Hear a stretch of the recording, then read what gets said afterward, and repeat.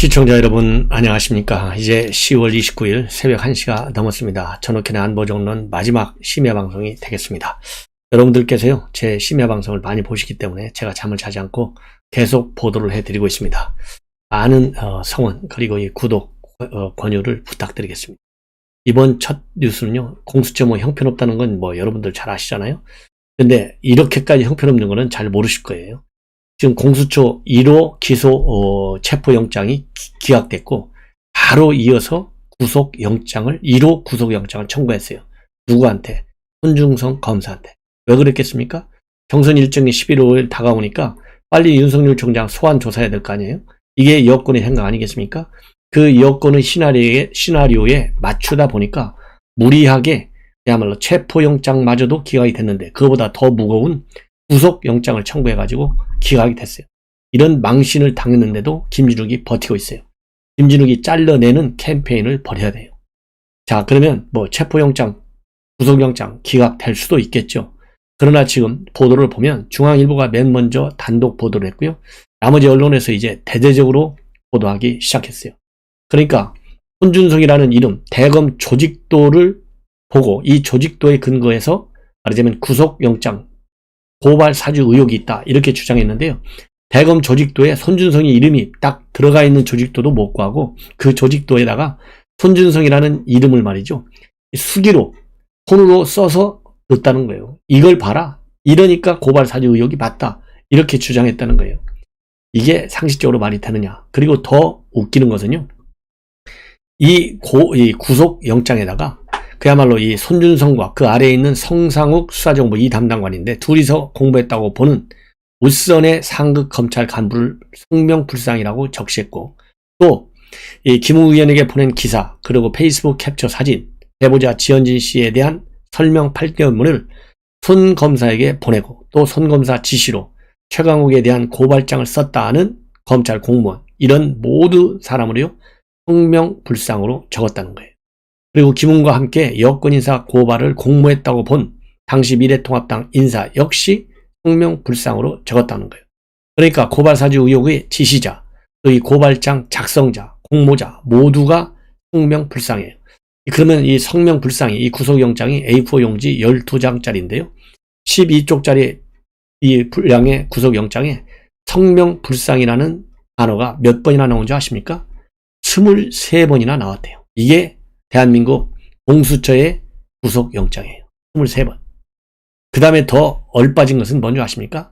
대검 간부 이름조차도 제대로 못 썼어요. 대검 간부 이름이 그 당시에는 옳은 이름은 대검 차장검사가 누구냐면 구본선 차장검사예요. 지금 현재는 이제 법무연수원 연구위원으로 가 있는데 구본선이 맞는데요. 이 구본선이라고 적어야 되는데 대검 차장검사 작년 4월달인데 조남관으로 잘못 적은 거예요. 조남관이는 이게 작년 4월달 얘기인데요. 그 이후 6월달에 조남관은 구본선의 후임으로 부임을 했어요. 자, 이걸 보고 이 검찰에서는 당시 대검차장이 누구인지는 윤 총장으로 가는 보고라인을 구성하는 하나의 본질적인 문제인데 기본적인 사실관계조차도 파악을 못하고 이렇게 구속영장에다가 조남관 대신에 엉뚱한 이 구본선 대신에 엉뚱한 조남관을 갖다 집어넣었다는 거예요. 자, 이렇게까지 엉터리 구속영장을 청구했으니 더더욱이 엉터리 구속영장이라고 하는 것은 이미 여러분께도 제가 보고해드렸지만은 이 사건의 배경을 서술하면서 말이죠. 윤 총장과 관련된 내용에 5,000자 이상을 할애했다는 거예요. 윤 총장과 관련된 5,000자. 그러니까 이 6가지 항목, 즉 판사 사찰 문건 작성 및 배포, 그 다음에 윤석열 장모 대응 문건 작성, 채널A 사건 감찰 및 수사 방해, 그 다음에 윤석열 징계에 대한 법원의 판결, 그러니까 여권이 윤 총장을 공격할 때 활용했던 내용 6가지 항목이나 5,000자 이상을 할애해서 이 손준성 구속영장에 써놨어요. 이 3가지만 보더라도 얼마나 엉터리 수사를 했느냐. 그러니까 지금 현재 손준성 검사의 경우에는요. 직권남용죄, 공무상 비밀누설죄, 공직선거법 위반, 개인정보보호법 위반, 그 다음에 형사사법절차 전자화 촉진법 위반 이 5개의 혐의를 받고 있는데요. 이렇게 엉터리 구속영장을 쓴 거예요. 자, 그래서 지금 현재 법 쪽에서는요. 공수처 수준이 이런 정도일 줄까지는 몰랐다. 아무리 수사가 덜 됐다 하더라도 사람을 구속하려는 영장심사에서 사실관계조차 잘못된 자료를 들고 간다는 것은 말도 안 된다. 보통 당시 자료를 확보하지 못했으면 그냥 구두로 설명하는 것이 맞다. 공수처 검사들이 이 정도로 무리하게 구속영장을 청구했다면 수사 능력을 언급하기 이전에 수사권 남용 문제가 제기되어도 할 말이 없을 것이다. 이렇게까지 지금 비판을 하고 있어요. 자, 이 정도가 되면 이거 공수처 이거 빨리 없애야 되는 거 아니에요? 예. 사실관계, 아주 단순한 사실관계조차도 제대로 구속영장이라는 그 엄중한 문서에 쓰지 못하는 이 대한민국의 공수처. 여러분들 이건 비판 정도가 아니라요. 글쎄요, 법으로 될지 뭐가 될지 모르겠지만은 공수처 해산, 해체 뭐라면 주장해야 될 것 같고, 국민의힘에서요 공수처 해체 관련 입법안 만들어야 될 것 같습니다. 그래서 국민의힘에서 제대로 이 공수처 폐지 투쟁을 좀 벌이십시오. 자, 이번 두 번째 문제는요. 지금 대장동 사건이 지금 이제 노태우 대통령의 서거와 장례 문제로 인해서 다소 뒤로 좀 처지는 경향이 있어요. 그런 사이에 검찰에서는 지금 남욱 그다음에 정영학, 김만배, 또 곽상도 아들 이런 사람들 소환 조사를 해서 김만배에 대해서는 영장을 재청구하는 방향으로 지금 검토가 진행되고 있는 것으로 알려지고 있는데요. 그 사이에 지금 현재 어제 오늘 사이에 많은 뉴스가 나온 것이 바로 황무성 일대 사장이 사퇴한 것과 관련해서 이미 녹취록이 나왔잖아요. 그러니까 이 녹취록은 누구하고 되어 있냐면 황무성하고 유한기 당시 기획본부장하고 싸우는 얘기예요. 너 사퇴해라. 이게 이재명 시장의 뜻이다. 이렇게 압박하는 거예요. 이재명과 정재상이가. 자, 그런데 이 과정에 있어서 뭐가 또 이제 새로 나타났냐면 황무성 사장을 사퇴를 압박한 것이 아니다. 사퇴를 그냥 권유했을 뿐이다. 왜? 그 당시에 2억 원을 뇌물을 받아가지고 사기 혐의로 재판을 받고 있었기 때문에 황무성 사장의 명예를 위해서 사퇴를 권유했지 사퇴를 압박한 것이 아니다. 이렇게 유한기 당시 기획본부장은 입장문을 내놓고 있어요. 여기에 대해서 황무성 사장 전혀 그 2억 사기하고는 관계가 없다. 오히려 자기가 돈 빌려줘가지고 못 받고 있다. 왜 거짓말하냐? 이렇게 해서 지금 둘이 맞붙고 있고 대립되어 있어요. 이러는 과정에서 유한기가 말이죠. 김만배한테 2억 원을 챙겨 받았다. 이런 내용을 원희룡 지사가 전격적으로 폭로했어요. 그리고 검찰에서도 유한기가 2억 원을 받아먹었다. 예. 이 사퇴 압박과 관련해서 이 부분에 대해서 혐의를 잡고 수사 중에 있다라는 지금 보도가 나오고 있습니다. 자, 이렇게 해서 이제 황무성과 그 다음에 유한기 간의 갈등, 대립된 입장문이 지금 반복되고 있는데요. 그러다 보니까 그리고 이재명 측에서도 당연히 이 시장하고는 전혀 관계가 없다. 딱 잘라서 선을 긋고 있어요. 그러니까 이 황무성 측에서는 그러면서 이게 자작극 아니냐 이런 지금 이 반박이 나오고 있어요. 자작극. 그래서 이제 이 후보 측에서 이 모든 것이 자작극인 것처럼 이렇게 꾸며 나가니까 황 사장도 입장문을 내세요. 내가 자작극을 볼 이유가 뭐가 있냐?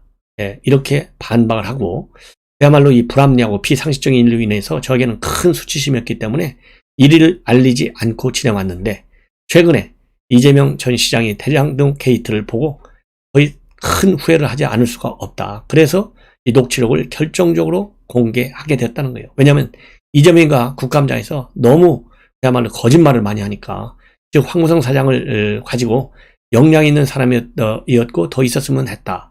이 후보가 정말 그렇게 생각했다면 당시 저에게 한마디라도 했어야 하는 것 아니었나 하는 생각이 든다 이거예요. 예. 그렇기 때문에 이런 이재명 시장이 국감장에서 이렇게 얘기한 거 한 번도 들어보지도 않았는데 왜 이렇게 거짓말하냐 이런 얘기입니다. 그래서 열받아가지고 지금 문제가 이제 복잡해지고 있고 유한기의 2억 이제 수뢰 행위도 검찰의 수사선상에 올라갈 수밖에 없다. 그리고 이제 황무성 사장이 또 폭로한 것 중에 하나는요. 대장동 공모 지침서가 변경됐는데 느닷없이 자기도 모르게 말이죠. 그 보고돼가지고 공모 지침서에 1822억 고정수익을 가져가는 현재의 방식으로 이미 바꿔져 있더라. 본인은 즉 공사가 투자 지분만큼 50% 이익을 가져온 것으로 알고 있었는데 그게 아니고 딱 캡이 씌워져 있었다 이거예요. 1822억으로. 이렇게 도시공사가 50% 갖고 왔어야 되는데 1822억으로 고정수익만 딱 가져오게 되는 바람에 나머지가 어디로 갔냐? 화천대유하고 천화동인한테 다 넘어갔잖아요. 8천억 정도나 되게. 이래서 이거는 무슨 특정 세력, 즉 불순 세력이 여기에 개입했을 가능성이 매우 농하다. 이렇게 밝히고 있습니다. 자, 그래서요, 이제 유한기 본부장의 2억 수수 정황과 관련된 이제 수사가 또 새로운 수사거리가 되고 있어요. 그리고 이 유한기 본부장은요, 화천대유가 포함된 하나은행 컨소시엄이 선정되는 과정에서 절대평가 심사위원장을 맡은 바 있어요. 그리고 또 이런 2억 수설, 그러니까 김만배하고 남욱이 전달해줬다는 거거든요. 2억을.